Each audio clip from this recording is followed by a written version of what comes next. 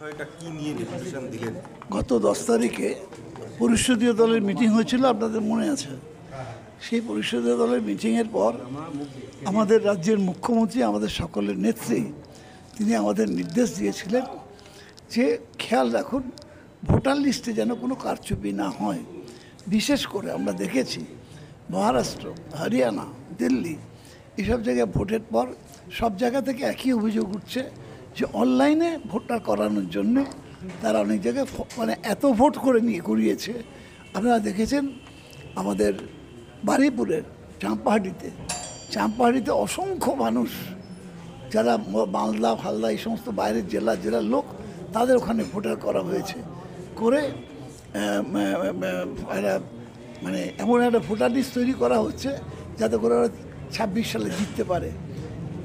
প্রধানমন্ত্রীকে এনেছে, স্বরাষ্ট্রমন্ত্রীকে এনেছে, কেন্দ্রীয় অনেকগুলো মন্ত্রী এসছে, বিভিন্ন রাজ্যের মুখ্যমন্ত্রীরা এসছে, এত কিছু করে পারেনি কিছু করতে। এবারেতে RSS প্রধানকে আনা হয়েছে এবং এই রাস্তায় ওরা যাওয়ার চেষ্টা করছে। আমাদের প্রত্যেক এমএলএরই একটা দায়িত্ব আছে তো, মুখ্যমন্ত্রীর এই এত পরিশ্রম, এত কাজ, তারপরে যদি এইভাবে কেউ অন্যায়ভাবে জেতার চেষ্টা করে সেটাকে যে কোনো মূল্যে প্রতিহত করব। আজকে দিয়ে গেলাম ডেপুটেশন, কাল থেকে আমাদের ছেলেরা রাস্তায় নেমে যাবে, প্রচারে নেমে যাবে। কি শুধু খড়দার জন্য দিলেন না? আমি আমারটা দিলাম খড়দার জন্য, আমি তো উত্তর চব্বিশ পরগনা দেওয়ার অধিকারী নই। আমাদের জেলার কনভেনার আছে, ওনারা দেবেন, আস্তে আস্তে আসবেন, সকলেই আসবেন। ছোট ছোট দুটো প্রশ্ন আছে। যে খড়দায় ডাক্তারবাবুদের এন্টারমেন্ট নেই, তাই মেডিকেল কলেজে মাঠ হবে, খেলা হবে, কালচারাল অনুষ্ঠানে অংশ নেবেন ডাক্তারবাবুরা। এর জন্য 2 কোটি টাকা অর্থও ঘোষণা করেছেন মুখ্যমন্ত্রী। এখন ডাক্তারবাবুরা যদি ফের আন্দোলন না করে এই গ্রহকালের বদলে খেলার সংস্কৃতিতে কি ফিরিয়ে আনতে চাইছে সরকার, যাতে ভবিষ্যতে আর কোনো আন্দোলন না হয়? এই প্রশ্নটা হচ্ছে বিরোধীরা। ঠিক আমি কথা ব্যাখ্যাটা এইভাবে করলে মুশকিল আছে। এক জায়গায় কোনো মানুষের যদি সারাদিন আমি পিজিতে যদি যান দেখবেন, হয়তো একটা ডাক্তারে দেখার কথা 30টা পেশেন্ট, সে 100, 150, 200 পেশেন্ট দেখছে, তার একটা রিল্যাক্সেশন নিশ্চিতভাবে দরকার আছে। মুখ্যমন্ত্রী হৃদয়বান মানুষ, বুঝেছেন, উনি বোঝেন যে মানুষের অসুবিধা কোনগুলো। আবার পাশাপাশিও বলেছেন যে চিকিৎসার সঙ্গে যুক্ত যারা তারা সেবা করেন, মানবিক সেবা তারা করেন, মানবিকতা তাদের থাকে, সেই জায়গায় দাঁড়িয়ে তিনি তাদের একটু মানে রিক্রিয়েশনের সুযোগ করে দিয়েছেন।